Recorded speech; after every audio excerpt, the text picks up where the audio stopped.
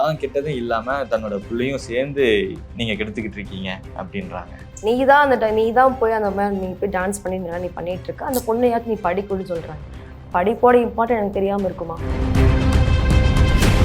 என் பொண்ணை வந்து எப்படி படிக்க வைக்கணும், என்ன பண்ணணும், ஏது பண்ணணும், பெத்தவ எனக்கு தெரியும். அவங்களுக்கு அந்த கவலை வேண்டாம்.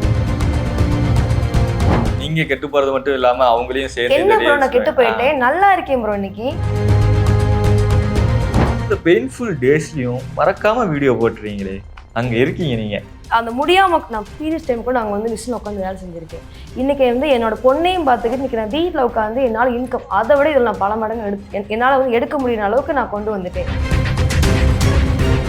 உங்களுக்கு வேற வேலையே இல்லையா? எப்ப பார்த்தாலும் இன்ஸ்டாகிராம்ல வீடியோ போட்டுட்டே இருக்கேன் அப்படின்னு கேட்டிருக்காரு. வேலையே இல்லையாக்கா? எல்லாருக்கும் வேலைகள் இருக்கு. அவருக்குமே வேலை வெட்டி போட்டா வந்து உட்காந்து கமெண்ட் பண்ணிட்டு இருக்காரு. நான் கேட்கிறேன், அப்புறம் அவருக்கு வேலை வெட்டியே இல்லையா? திரும்ப உங்களோட ஹஸ்பண்ட் கூட நீங்க சேர்வீங்களா மாட்டீங்களா அப்படின்னு சொல்லி அதுக்கான ஒரு வாய்ப்பு வந்து நம்ம கொடுக்காம இல்லை. அவருக்கு கொடுத்தும் வந்து அவர் கரெக்டாக அவர் யூஸ் பண்ணிக்காம இருக்காரு. நீங்க எவ்வளவு திட்டினாலும் திருந்தவே மாட்டுறீங்க. நான் மரியாதையா கேட்கிறேன் அக்கானால, அவர் அப்படி போடல. நீ வந்து இங்க என்னையும் நீ திட்டி பண்றதுனால வந்து உனக்கும் அங்கே நிம்மதியில, எனக்கும் நிம்மதி இல்லை. நீ பிடிச்சா பாரு, இல்லாட்டி மேலே தட்டி விடுங்க. அதுதான் நான் சொல்றேன்.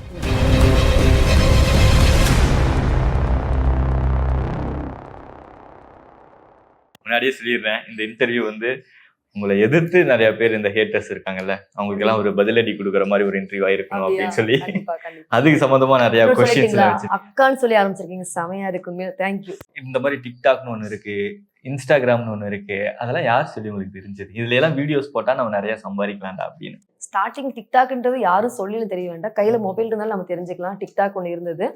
அப்போ வந்து நான் அப்பதான் ஃபர்ஸ்ட் டைம் வந்து நான் அந்த மாதிரி மொபைல் வாங்கியிருக்கேன். அதுவும் திருப்பூர் வந்ததுக்கப்புறம் வாங்கினேன். டிக்டாக் இருந்தது தெரியும். அப்பெல்லாம் கொஞ்சம் பயப்பட்டேன் வீடியோஸ் பண்றதுக்கு. அதுக்கப்புறம் நான் வந்து 2 ரீல்ஸ் போட்டேன். அதுக்கப்புறம் நான் போடவே இல்லை. வைஷு தான் வந்துட்டு அம்மா நம்ம வந்து ரீல்ஸ் போடலான்னு சொல்லிட்டு அவள் தான் ஃபர்ஸ்ட் டிக்டாக்ல எனக்கு ஸ்டார்ட் பண்ணது அவள் தான். ஆனா இப்போ பண்ண மாட்டேன்னு சொல்றதுமே அவள் தான். ஏன்னா இப்போ வந்து நான் இதில் ஏன்னா இப்போ இன்கம் எடுக்க ஆரம்பிச்சிட்டோம். அப்போ நான் வந்து நமக்கு ரொம்ப ஸ்ட்ரெஸ்ஸாக இருக்குது. வேலைக்கு போயிட்டு வரோம், நைட்டில் வந்து ஏதோ நானும் பாப்பா நல்லா ஜாலியாக இருக்கும் போது அந்த வீடியோஸ் அப்படி பண்ணி போட ஆரம்பித்தோம். நல்ல ரீல்ஸ் நல்லா கொஞ்சம் வியூஸ் கொடுக்க ஆரம்பிச்சிட்டாங்க. ஏன்னா காமெடி நல்லா அவள் சூப்பராக பண்ணுவாள். அப்போ வியூஸ் போக போக எனக்கு ரொம்ப இன்ட்ரெஸ்ட் அதிகமாகிடுச்சு. சரி பண்ணலாம். ஆனால் இதுக்கு நான் டைம் ஒதுக்க மாட்டேன், வேலைக்கு போயிடுவேன். அதுக்கப்புறம் அப்படி ஆரம்பிச்சு டிக்டாக் பேன் பண்ணாங்க. அது இன்கம்னு எனக்கு சத்தியம் எனக்கு அப்போ தெரியாது. இப்போ வந்து இன்ஸ்டாகிராமில் வந்து இப்போ நமக்கு வந்து ப்ரொமோஷன்ஸ் இப்போ எடுத்துகிட்டு இருக்கோம். யூடியூப்பில் வந்து பேமெண்ட்டு பார்த்தோன்னா எனக்கு இந்த 1 இயராக தான் நான் பேமெண்ட் வைஸ் எடுத்துகிட்டு இருக்கேன். எனக்கு தெரிஞ்சு இப்போ தான் நான் எடுத்துகிட்டு இருக்கேன். அதுவும் நான் இந்த சென்னை வந்ததுக்கு அப்புறம் தான் எனக்கு இன்கம்னே எனக்கு வந்துட்டு இருக்கு. அதுக்கு வரைக்கும் நான் வேலைக்கு தான் போயிட்டு இருந்தேன், திருப்பூர்ல இருந்த வரைக்கும். இப்போ நான் வந்து நம்ம சென்னையில் இருக்கோம். இப்போதான் இன்கம் எடுத்துகிட்டு இருக்கேன். அதுக்கு முதல்ல எனக்கு தெரியும், ஆனால் அப்போ நமக்கு அந்த இது அமௌண்ட் வைஸ் எதுவும் வரல எனக்கு. இப்போ ஓகே. எனக்கு அக்காட்ட பிடிச்ச விஷயம் என்ன தெரியுமா? இந்த நெகட்டிவ் கமெண்ட்ஸ் எல்லாம் வரும் இல்லையா, அதுக்கு வந்து சில பதிலடி கொடுத்துருவீங்க. கொடுத்துருவேன். இப்போ அதே மாதிரி சில நெகட்டிவ் கமெண்ட்ஸ் எல்லாம் எடுத்துட்டு வந்திருக்காங்க. அவங்களோட பதிலடிக்காக நான் வெயிட் பண்ணிட்டு இருக்கேன். சரி அக்கா என்ன சொல்ல போறாங்க அப்படின்னு சொல்லிட்டு. பாப்பாவையும் நீங்க இன்வால்வ் பண்ணி போடுறீங்க இல்லையா, அந்த வீடியோ கீழே வந்த கமெண்ட், படிப்பு அப்படின்ற ஒரு நல்ல விஷயம் இருக்குது, அதை ஃபர்ஸ்ட் நீங்க கவனிங்க அப்படின்னு சொல்லி அந்த பாப்பாவுக்கு சொல்ற மாதிரி சொல்லியிருக்காங்க. தான் கெட்டதும் இல்லாம தன்னோட பிள்ளையும் சேர்ந்து நீங்க கெடுத்துக்கிட்டு இருக்கீங்க அப்படின்றாங்க. ஃபர்ஸ்ட் அவருடைய கமெண்ட்ஸ்க்கு நான் ஃபர்ஸ்ட் நன்றி சொல்லிக்கிறேன். ஏன்னா என் பொண்ணு நல்லா இருக்கும்னு நினைக்கிறாரு அவர் வந்து அந்த பொண்ணை நீ தான் போய் அந்த மாதிரி நீ போய் டான்ஸ் பண்ணி நீ பண்ணிட்டு இருக்க, அந்த பொண்ணையாச்சும் நீ படிக்கணும்னு சொல்றாங்க. படிப்போட இம்பார்ட்டன்ட் எனக்கு தெரியாம இருக்குமா? எல்லாருக்கும் அவங்களோட இந்த குழந்தைகளை வந்து நம்ம தான் கஷ்டப்பட்டிருக்கோம். நம்மளுடைய குழந்தைகள் கஷ்டப்பட எல்லாத்துக்குமே தெரியும். எனக்கு தெரியும் என் பொண்ணை வந்து எப்படி படிக்க வைக்கணும், என்ன பண்ணணும், ஏது பண்ணணும், பெத்தவ எனக்கு தெரியும். அவங்களுக்கு அந்த கவலை வேண்டாம். அவங்க வந்து சொன்ன கமெண்ட்டுக்கு நன்றி. அவங்களுக்கு அந்த கவலை வேண்டாம். நான் வந்து பாத்துக்கிறேன், ஃபீல் பண்ணாதீங்க ப்ரோ. நீங்க கெட்டு போறது மட்டும் இல்லாம அவங்களையும் சேர்த்து என்ன ப்ரோ நான் கெட்டு போயிட்டேன், நல்லா இருக்கேன் ப்ரோ. இன்னைக்கு டெய்லர் ஷாப்ல உட்காந்து வேலை செஞ்சுட்டு இருந்தேன். இன்னைக்கு நான் உட்காந்து மிஷின்ல வந்து அவ்வளவு பெயினா இருக்கும். வீட்டுக்கு வந்தோன்னா என்னால அப்படி இப்படி மல்லாக்கப்படுத்தினா என் பொண்ணு போட்டு முதுகு போட்டு அமுத்தி விட்டுட்டு இருப்பா. அப்ப நான் ஃபீல் பண்ணியிருக்கேன், நம்மளால எத்தனை வயசு வரைக்கும் நான் வந்து மிஷின்ல உட்காந்து தைக்க முடியும், அதுக்கப்புறம் நான் என்ன பண்ண முடியும்? அந்த முடியாம நான் பீரியட்ஸ் டைம் கூட நாங்கள் வந்து மிஷினில் உட்காந்து வேலை செஞ்சுருக்கேன். இன்னைக்கு வந்து என்னோட பொண்ணையும் பார்த்துக்கிட்டு இன்னைக்கு நான் வீட்டில் உட்காந்து என்னால் இன்கம் அதை விட இதில் நான் பல மடங்கு என்னால் வந்து எடுக்க முடியுற அளவுக்கு நான் கொண்டு வந்துட்டேன். டெய்லராக இருந்து திருப்பூர் ஒரு வீட்டு நான் வந்து அங்கேருந்து இப்போ நான் வந்து சென்னை வந்து இங்கே வந்து பிஸ்னஸ் பண்ணுற அளவுக்கு நான் ஓரளவுக்கு வளர்ந்துருக்கேன்னா என்ன நான் வந்து கெட்டு போயிட்டேன்? நல்லா இருக்கேன். ஃபர்ஸ்ட் நீங்க பாருங்க என்னோட வீடியோஸ், நீங்க போய் ஸ்டார்டிங் எடுத்து போய் பாருங்களேன். அப்பைக்கு இப்பைக்கு நான் எவ்வளோ டிஃப்ரெண்ட் உங்களுக்கு கண்டிப்பா தெரியும். அப்ப நான் என்னோட வளர்ச்சின்றதை நீங்க பார்த்துட்டு தான் இருக்கீங்க. இதெல்லாம் ஒன்றும் கெட்டு போகல. சென்னையில பாப்பாவை பத்திரமா பாத்துக்கிறத விட்டுட்டு நைட்டு 12 மணிக்கு போய் இந்த ரீல்ஸ் எல்லாம் போட்டுட்டு இருக்கீங்களே, வீட்டுல கேட்கறதுக்கு ஆள் இல்லை அப்படின்ற ஒரு தைரியமா? அங்க வந்து கண்டிப்பா என் பொண்ணு இருந்திருக்கும். பொண்ணு இல்லாம நைட்டு 12 மணிக்கு அங்க இருந்திருக்க மாட்டேன். சப்போஸ் வந்து அவங்க வந்து எந்த டைம் போட்டிருக்காங்கன்னு தெரியல. பாப்பா வந்து ஹாஸ்டல் போன டைமான்னு தெரியல எனக்கு. இல்ல இப்ப ரீசெண்டா அப்போ வந்து கண்டிப்பா என் பொண்ணு என் கூட தான் இருந்திருக்கும். இப்போ நீங்க ரீசெண்டா பாத்துட்டீங்கன்னா, இப்போ நான் லாஸ்டா வந்து நாங்க ஒரு இன்டர்வியூ, நாங்க வந்து ஃபேமிலி, நாங்க வந்தாலே நாங்க ஃபேமிலியா தான் இன்டர்வியூ வந்திருப்போம். பாத்திருக்கீங்களா? அப்போ இவங்க எல்லாருமே அண்ணா, என்னோட சிஸ்டர் வந்திருக்காங்க, இந்த தம்பி வந்திருக்கான், எல்லாருமே வந்திருக்காங்க. அப்படிங்கும்போது நாங்கள் எல்லாருமே சேர்ந்து தான் நாங்கள் போயிருந்தோம். நைட் அன்னைக்கு கொஞ்சம் லேட் ஆயிடுச்சு. நைட்டில் 12 மணிக்கு வந்து அண்ணா நகரில் வந்து சாப்பாடு போடுவாங்க. நான் கரெக்டாக வந்து 24 ஹவர்ஸ் கடை இருக்க மாட்டிருக்கு. எங்களுக்கு தெரியாது. என்ன அது ஃபுல்லாக ஸ்டாலாக எல்லாமே ஷாப்பாக இருக்குன்னு நாங்கள் போய் நின்றுட்டோம். அதுவும் நல்லா இருந்துச்சு. நம்ம ஒன்று டெய்லி நம்ம போய் சாப்பிட, நீங்கள் வந்து சாப்பிட்டு வந்து உடம்பு நீங்கள் எடுத்துக்கீங்க 12 மணிக்கு. டெய்லியுமா சாப்பிட்றேன்? ஏதோ வெளியே வந்தோம், ஹாப்பியாக இருக்குது. அந்த டைமில் வந்து நாங்கள் எல்லாமே நாங்கள் வந்து ஒரு ஃபேமிலியாக சாப்பிட்டுட்டு இருந்ததை வந்து அவங்க எடுத்து போட்டுருந்துருக்கலாம். டெய்லியெலாம் வெளியே போக, இத்தனைக்கு என் பொண்ணோட தான் நான் இருக்கேன். தனியாக ஒன்றும் எங்கேயும் போக கிடையாது. அவர் வந்து என்னை பற்றி ஃபீல் பண்ணுறதை விட அவரோட ஃபேமிலி உள்ளவங்களை பார்த்து கரெக்டாக கொண்டு போனால் நல்லாயிருக்கும். இந்த பெயின்ஃபுல் டேஸ்லையும் மறக்காம வீடியோ போட்டுறீங்களே, அங்கே இருக்கீங்க நீங்கள் அப்படின்ற. ப்ரோ என்னன்னா, நம்ம வந்து சந்தோஷம், துக்கம், அழுகை எல்லாமே நான் என்னுடைய வீடியோஸ்ல நீங்க பார்க்க முடியும். உடம்பு சரியில்லைன்னா நான் வீடியோஸ் போட்டுருவேன். ஏன்னா நான் வந்து டெய்லியுமே வீடியோஸ் எடுத்துருவேன் ப்ரோ. எதுனாலும் சரி எடுத்துருவேன். அந்த உடம்பு முடியாட்டத்துக்கும் நான் வந்து ஏன் எடுத்து போட்டேன்னா, ப்ரொமோஷன்ஸ் கொடுத்துருப்பாங்க இல்லையா, அந்த டைம் எனக்கு ஃபோன் மேலே ஃபோன் வந்துகிட்டே இருக்கு. என்னால் வந்து ஃபோன் கட் பண்ணாலும் தப்பா எடுத்துப்பாங்க, ஃபோன் எடுக்கலனாலும் திட்டுவாங்க.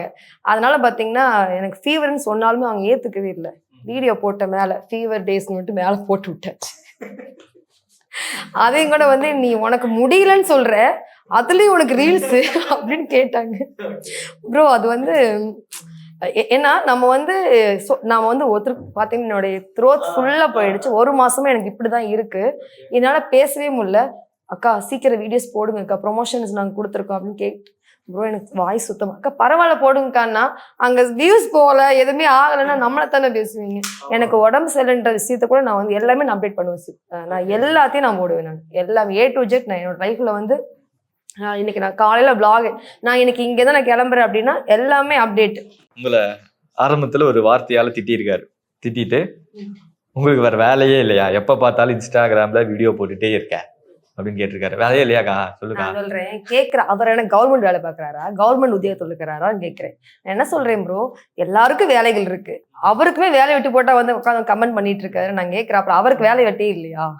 இல்லை நான் வந்து இதுதான் சரி எனக்கு தான் வேலை இல்லை. நீ என்ன பண்ணிட்டு இருக்கிறாங்க வந்து, நீ அங்கே வந்து கமெண்ட் பண்ணுறேன்னா அப்புறம் உனக்கு வேலை விட்டு இல்லாமையே விட்டு போட்டு வந்து உட்காந்துருக்குற, நீ கமெண்ட் பண்ணிட்டு இருக்க. கரெக்ட், அவ்வளோதானே ப்ரோ. ஃபர்ஸ்ட் உங்களோட ஃபேமிலியை பாரு, அதுக்கப்புறம் வந்து இந்த இன்ஸ்டாகிராம்ல ரீல்ஸ் எல்லாம் போடு அப்படின்னு சொல்லி ஒருத்தர் சொல்லியிருக்காரு. அவர் ஃபர்ஸ்ட் அவருடைய ஃபேமிலி ஃபர்ஸ்ட் அவர் நல்லா பாத்துக்கிறாரா? ஃபர்ஸ்ட் வந்து நம்மளுடைய குடும்பத்திலே 1008 பிரச்சனை கிடக்குது. காலையில இருந்து நைட்டு வரைக்கும் ரொம்ப ஸ்ட்ரெஸ்ஸான ஒரு லைஃப்ல வாழ்ந்துட்டு இருக்கோம். ஏதோ ஒரு மைண்ட் ரிலாக்ஸ்க்காக எல்லாம் உட்காந்து மொபைல் பார்த்துட்டு இருக்கீங்க. அந்த ஒரு நீங்க வந்து ஏதோ மைண்ட் சரி இது பார்த்தா கொஞ்சம் ஃப்ரீயா இருக்கு மைண்ட் செட் அப்படின்ட்டு உட்காந்து பார்க்கும்போது அது உனக்கு நல்ல விஷயத்தை மட்டும் எடுத்துக்கோ, கெட்டது வந்து தள்ளி விட்டு போயிட்டே இருக்கலாம். நீ இதுலயே நீ வந்து ஸ்ட்ரெஸ் ஆகிக்கிற, உன்னையும் நீ அங்கே வந்து ஸ்ட்ரெஸ் பண்ணிக்கிட்டு நாங்களே 1008 பிரச்சனைகளை வச்சுட்டு இருந்தாலும் கூட நாங்கள் சிரிச்சு நாங்கள் வீடியோ போடுறோம்.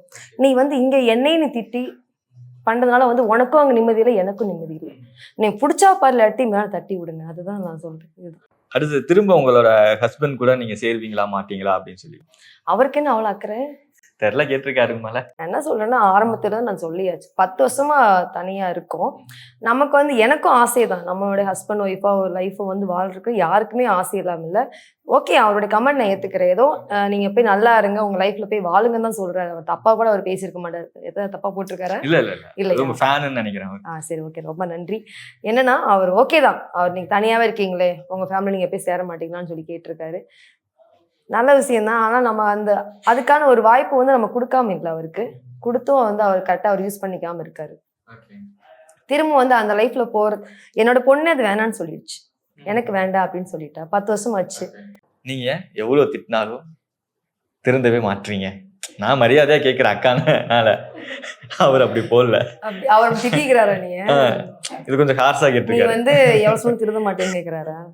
நான் கேக்குறேன், நீ சொன்னா திருந்தவே மாட்டியா? நான் நல்லா தான்யா இருக்கேன், உனக்கு என்னையா பிரச்சனை? எனக்கு வந்து எனக்கு என்ன வருமோ அது பண்றேன். இப்ப நான் என்னன்னா, நமக்கு என்கிட்ட வந்து இன்னைக்கு இந்த சோசியல் மீடியா போயிடுச்சு அப்படின்னா நான் சும்மா இருக்க போறது இல்ல. டெய்லர் ஷாப்ல டெய்லர்னு என்னோட கையில ஒரு வேலை இருக்கு. நான் அதில் போய் உட்காருவே. எனக்கு ஒரு நாளைக்கு என்னால் இன்கம் எடுக்க முடியும். கண்டிப்பாக வந்து எனக்கு இந்த சோசியல் மீடியா போயிடுச்சுன்னா எனக்கு மட்டும் இல்லை, எல்லாத்துக்கும் தான் போக போகுது. அது வந்து போயிடுச்சுன்னா ஹாப்பி. நீங்களாம் இதெல்லாம் என்னடா இந்த அக்கா ஹாப்பின்னு சொல்றாங்க, நிஜமா ஹாப்பி. சோசியல் மீடியா போயிடுச்சுன்னா எல்லாரும் வேலை வெட்டி கூடுங்க, எல்லாம் போய் அவங்கவுங்க போய் சம்பாரிங்க, அப்படிதான். அதனால பார்த்தீங்கன்னா இதோட முடிஞ்சிருச்சுக்கா நெகட்டிவ் கமெண்ட்ஸ். தேங்க்யூ. 0 to இன்னைக்கு ஒரு 5 லட்சம் 1 மில்லியன் கிட்ட ஒரு ஃபாலோவர்ஸ் இருக்காங்க இல்லையா, அந்த ஒரு ஜேர்னி. அப்போ வந்து நான் வேலை செஞ்சுட்டு இருக்கும்போது பார்த்தீங்கன்னா என் பக்கத்தில் இருப்பாங்க, அவங்களுக்கு தெரியாமல் எடுப்பேன் வீடியோ. அவங்க யாராவது பார்த்தாங்க டக்குன்னு கீழே அப்படி மொபைல் இப்படி கமுத்தி போட்டுருவேன். அப்புறம் பார்த்தீங்கன்னா அவங்க எல்லாரும் டீ சாப்பிட போயிடுவாங்க, ஏதாவது டீ டைமில் விடுவாங்க, வெளியே போயிடுவாங்க. அவங்களுக்கு தெரியாமல் யாருமே இல்லாத டைமே எடுப்பேன். சப்போஸ் யாராவது பார்த்தாங்கன்னா அந்த ஒரு பயம் வரும். அவங்க பார்த்தா ப்ளூப்பராக இருக்கும், போட்டு விட்டுருவேன். ஆனால் எனக்கு அதிகமாக எனக்கு ரீச் கொடுத்து பார்த்தீங்கன்னா ப்ளூப்பர்ஸ் தான் எனக்கு அதிகமாக. அப்போது நான் டிக்டாக் டயத்தில் நான் வந்து டெய்லராக நான் இருக்கும்போது பார்த்தீங்கன்னா செம வியூஸ் எனக்கு. ஏன்னா அது எல்லாமே ப்ளூப்பர்ஸ் தான், ஃபர்ஸ்ட் டேக்லேயே போட்டு விட்டுருவேன். இப்போ வந்து ப்ராப்பராக எடுக்கிறேன், அந்த அளவுக்கு ரெஸ்பான்ஸ் இல்லை. அதுதான் ப்ளூப்பர்ஸாக இருக்கிறதுக்கும் ப்ரொஃபஷனலாக பண்ணுறதுக்கும் நிறைய டிஃப்ரெண்ட் இருக்குது. அப்போ வந்து என்ன சொல்லுவாங்க, இவளுக்கு வேறு வேலையே இல்லைன்னு எனக்கு சொல்லியிருக்காங்க. வேலை செய்கிற இடத்துல பக்கத்தில் உள்ளவங்க. இதுக்கா அதுவா ஏதாவது மொபைல் ஃபஸ்ட்டு அது வந்து மொபைல் பார்த்து ஏதாவது அங்கே வந்து உட்காந்துட்டு இருப்பாங்க அப்படின்னு என்னை வந்து கலாய்ச்சவங்க இன்னைக்கு என் கூட செல்ஃபி எடுத்திருக்காங்க. அப்போ அதுவே ஒரு வளர்ச்சி தானே. அக்காவுக்கு முதல்ல ஒரு சம்பளம் வந்திருக்கும் இந்த டிக்டாக்ல மோஜிலா வீடியோஸ் போடும்போது. அது எவ்வளோ, இப்போ எவ்வளோ வந்துகிட்டு இருக்கு, ஒரு பெருமையா சொல்லணும்? ஸ்டார்டிங்கில் வந்து என்னோட ஃபர்ஸ்ட் ப்ரொமோஷன் பேமெண்ட் 500 ரூபா. அது வந்து எனக்கு ரொம்ப ஹாப்பி. ஏன்னா நான் வந்து வேலைக்கு போனால் எனக்கு ஒரு நாளைக்கு எனக்கு 800 ரூபா அப்போ நான் சேலரி வாங்கின டைம் எனக்கு நான் வந்து டெய்லராக இருக்கும்போது. அப்போது அது நான் வந்து பீஸ் ரேட்டு தான். நான் வந்து வேலைக்கு போய்க்கலாம், இல்லை வீட்டில் இருந்துக்கலாம், அந்த மாதிரி ஒர்க்கு தான் நாங்கள் திருப்பூரில் அப்படியும் இருக்குது. ஷிஃப்ட்டுக்கும் இருக்குது, நம்ம வந்துட்டு பீஸ் ரேட்டும் இருக்குங்க. அப்போது நான் என்ன பண்ணுவேன்னா, எனக்கு ப்ரொமோஷன் தான் இன்றைக்கி நான் வந்து வேலைக்கு போக மாட்டேன். ஏன்னா அந்த காசு இன்றைக்கி இதில் எடுத்துடலாமே, வீட்டில் உட்காந்து அந்த ஒரு எதை பற்றி அந்த ஒரு ப்ரொமோஷன் நான் வந்து பேசி போடுவேன். அதுக்கான பேமெண்ட் எடுத்துறேன். ஸ்டார்டிங் 500 ரூபா. அப்போது வந்து அதுக்கப்புறம் 2000 அப்படியே நான் கொஞ்சம் அமௌண்ட் வைஸ்க்கு ஏன்னா ஃபாலோஸ் ஏற வியூஸ் அதிகமாச்சு. அதுக்கப்புறம் 2000 ரூபா 3000 ரூபா அப்படி தான் போயிட்டு இருந்தது. எனக்கு வந்து யூடியூப் இன்கம் பார்த்தீங்கன்னா நான் இந்த சென்னைக்குள்ளே காலடி வச்சது அப்புறம் தான் எனக்கு அந்த யூடியூப் ஃபர்ஸ்ட் இன்கம் 45,000 ரூபா கொடுத்துச்சு. அந்த ஒரு இன்கமில் வந்து என்னோட ஐஃபோனில் தான் அந்த காசை போட்டேன். அப்படியே நான் போட்டு மாதம் 1000 ரூபா டியூ இன்னுமே கட்டிட்டு தான் இருக்கேன். இப்போ வந்து பார்த்தீங்கன்னா நமக்கு இன்ஸ்டா அண்ட் இன்ஸ்டாவில் வந்து ப்ரொமோஷன்ஸ் கிடைக்கும். அது போக பார்த்தீங்கன்னா நமக்கு வந்து நம்மளோட யூடியூப்லேயும் நம்மளோட எஃபிலையும் சேர்த்து பேமெண்ட் வரும். டோட்டலாக எப்படி 30-40 எடுக்கலாம், தாராளமாக எடுக்கலாம். அதனால இப்போ வந்து என்னுடைய செலவுகள் எல்லாமே இப்போ கரெக்டாக போய்கிட்டு இருக்கு. ஏன்னா நம்ம எவ்வளோ சம்பாதிச்சாலும் நமக்கான செலவுகள்ன்றது அதிகமாகும். நான் 15 சம்பாதிக்கும் போது எனக்கு வந்து செலவு கரெக்டாக தான் இருந்துச்சு. இன்னைக்கு 30-40 ரூபா நம்ம எடுத்தாலுமே எனக்கு அந்த செலவுன்றது கரெக்டாக தான் இருக்குது. ஏன்னா பாப்பாவுக்கு ஸ்கூல் ஃபீஸ்லேருந்து நம்மளுடைய வளர்ச்சி அடைய போக போக போக நம்ம அடுத்தது நம்ம வந்து பண்ணிகிட்டே தான் பிஸ்னஸ் பண்ண ஸ்டார்ட் பண்ணிட்டேன். இப்போ வந்து புட்டிக்கு நான் ஸ்டார்ட் பண்ணிட்டேன். இப்போ 1 மாதம் ஆச்சு. அப்படி நம்ம வந்து இப்போ வந்து எனக்கு ஒரு இன்கம் கிடைக்குதுன்னா இது வந்து இந்த ஒரு சோசியல் மீடியா வந்து எவ்வளோ நாளைக்கு இருக்குன்னு தெரியாது. இப்போலாம் வந்து சினிஃபீல்டில் பார்த்தீங்கன்னா நல்லபடியாக வந்து வாழ்ந்தவங்களும் எனக்கு ரொம்ப கஷ்டப்பட்டவங்களும் இருக்காங்க. அதுவே நமக்கு உதாரணம் தான். அப்போ இன்னைக்கு ஒரு இன்கம் நமக்கு கிடைக்குதுன்னா நம்ம இதை வந்து என்ன பண்ணலாம், பிஸ்னஸ். அப்போ வந்து எனக்கு தெரிஞ்சதுன்னா டெய்லரிங் தெரியும். அதேமாரி வந்து சாரீ, இப்போ நான் வந்து ஒரு சாதாரண ஒரு சாரீ கட்டினேன்னா அழகாக இருக்குன்னு சொல்லுவாங்க. ஆனால் அந்த சாரீ ரேட் பார்த்தீங்கன்னா 300 ரூபாயாக தான் இருக்கும். நான் வந்து கட்டுற விதமே அவங்களுக்கு பிடிச்சிருக்கும். அக்கா நல்லா இருக்குங்கக்கா, எங்கே வாங்கினீங்க என்கிட்ட கேட்பாங்க. அப்படியே நம்மளே இதில் ஸ்டார்ட் பண்ணலான்னு சொல்லிட்டு ஒரு சிஸ்டர் நானும் சேர்ந்து இப்போ ஸ்டார்ட் பண்ணது தான். கரெக்டாக 1 மாதத்துலேயே நல்ல ரெஸ்பான்ஸ் எனக்கு இந்த புட்டிக். அதுவும் இல்லாமல் எனக்கு வந்து நிறைய பேட் கமெண்ட்ஸ் வருது. அந்த ஒரு பேட் கமெண்ட்ஸ் தாண்டி என்னுடைய பிஸ்னஸ்க்கு வந்து எப்படி நமக்கு வந்து சப்போர்ட் பண்ணுவான்னு ரொம்ப பயந்தேன் சொல்லப்போனால். ஆனால் வந்து எனக்கு பேட் கமெண்ட்ஸ்ன்னு சொல்லி என்னுடைய வாட்ஸ்அப் நம்பருக்கு ஒன்றுமே வரல. ஏன்னா நான் வந்து பிஸ்னஸ்க்கு நம்பர் கொடுத்துருக்கோம். அந்த ஒரு நம்பரில் வந்து என்னை திட்டலாம்ல. இப்போ வரைக்கும் என்னை யாருமே என்னை திட்டவே இல்லை. வாழ்த்துக்கள், நல்லா வருவோமா நீ, ஏன்னா நீ நல்லான நீ வந்து சரியான ஒரு பாதை நீ நோக்கி வந்து போயிட்டு இருக்க. எனக்கு ரெஸ்பான்ஸ் வந்துட்டு இருக்கு.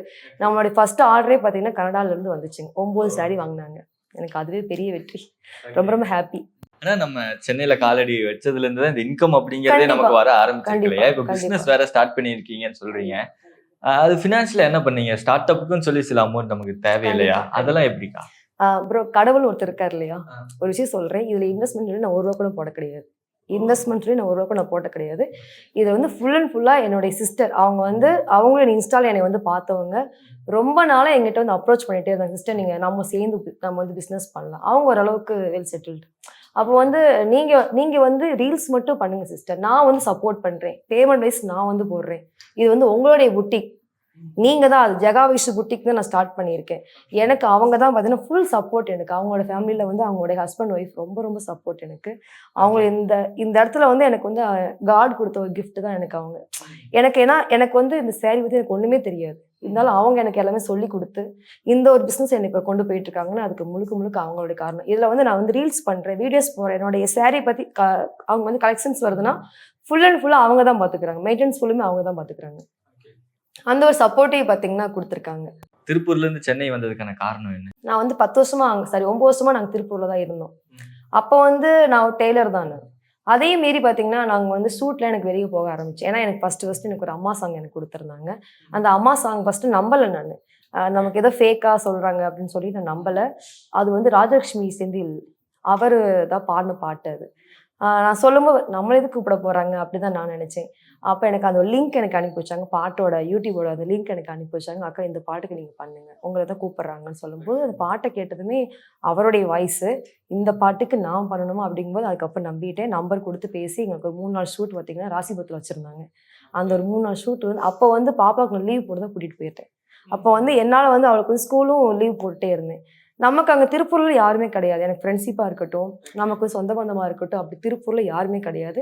அப்பா அம்மா இருக்குனால தான் நான் போயிருந்தேன். அப்பா அம்மாவே பார்த்தீங்கன்னா அவங்க வீடு கட்டிட்டு அவங்க தேனிக்கு போயிட்டாங்க. அப்போ நானும் வயசு தான் அங்கே இருக்கும். அப்படி இருக்கும்போது நம்ம வெளியே இடத்துக்கு நான் வந்து ஷூட்டுக்கெலாம் அப்போ எனக்கு கூப்பிட ஆரம்பித்தாங்க. பொண்ணுக்கு வந்து என்னால் படிப்பு கெடுது. அப்போ வந்து பாப்பாவுக்கு ஒரு சேஃப்டின்றது என்னால் அப்போ கொடுக்க முடியாது. ஏன்னா நான் எங்கே போனாலும் இந்த பொண்ணோடையே நான் கூட்டிகிட்டு போகணும்.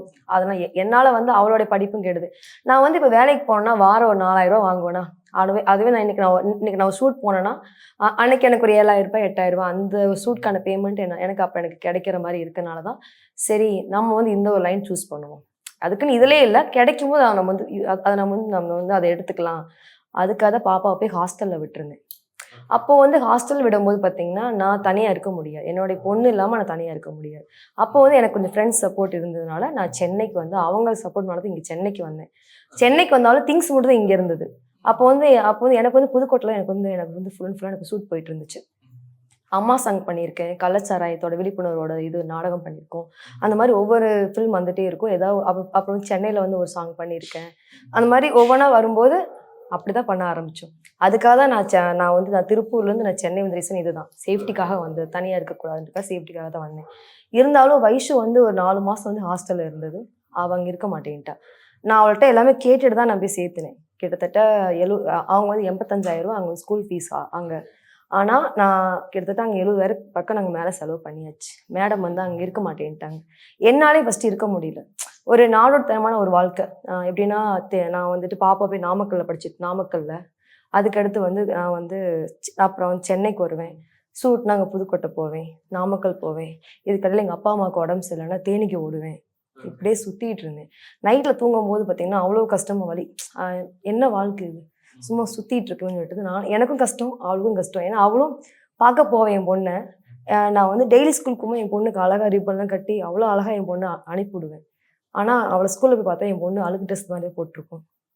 தலையெல்லாம் எண்ணெய் வச்சு ஏதோ அம்மா இல்லாத பொண்ணு மாதிரி என் பொண்ணு அப்படி இருந்திருப்பான். அப்படிலாம் இருக்கும்.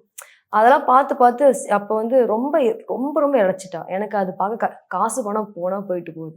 நீ இதுக்கப்புறம் வந்து காசு தேடி நம்ம போக வேண்டாம், நம்ம இருக்கிற இடத்துல நம்மளால வந்து என்ன முடியுமோ அதை பண்ணுவோம்னு சொல்லிட்டு பொண்ணை கூட்டிகிட்டு வந்தேன். திருநீன்றவூரில் வந்து ஒரு வீடு பார்த்து அங்கே இருந்து இன்றைக்கி நான் வீட்டில் இருந்து ஒரு இன்கம் எடுக்க முடியும்னா என் பொண்ணை வச்சுட்டு நான் பாப்பாவும் ஸ்கூலுக்கு போயிடுவா. பக்கத்தில் வந்து கவர்மெண்ட் ஸ்கூலில் சேர்த்து விட்டேன். இப்போது அவள் அங்கே போயிடுவா. நான் வீட்டில் இருந்து இன்றைக்கி என்னென்ன பண்ண முடியும், ப்ரொமோஷன்ஸ் பண்ணுறது, கடைகளுக்கு நான் போயிட்டு ப்ரொமோஷன் பண்ணி கொடுக்குறது, வீட்டில் உட்காந்து vlog எடுக்கிறது, இந்த மாதிரி ஒர்க்கில் இப்போ வீட்டிலேருந்து பண்ணிட்டு இருக்கேன்.